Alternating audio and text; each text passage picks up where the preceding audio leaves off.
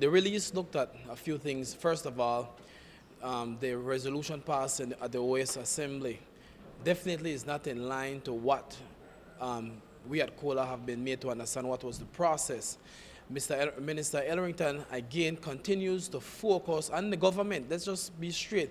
The government of Belize, the Prime Minister Barrow and the Minister of Foreign Affairs is giving an impression that we're talking about the ICJ process, excluding that there's a referendum process before we even reach the ICJ. A resolution as such as what was passed is very is disillusional. It is misrepresentative of what really is the actual process that the Belizean public was made to be told when the compromise was signed. We've seen since the signing of the compromise several appeasement by our country appeasing Guatemala. We changed the signing, agreeing that instead of having a joint referendum, that now we can have two separate referendums. That was in what the Guatemala wanted. And the Guatemala assert now is saying that they assert power over the SARS tool. We just sit back and say, oh, we're going to just try to get to a protocol.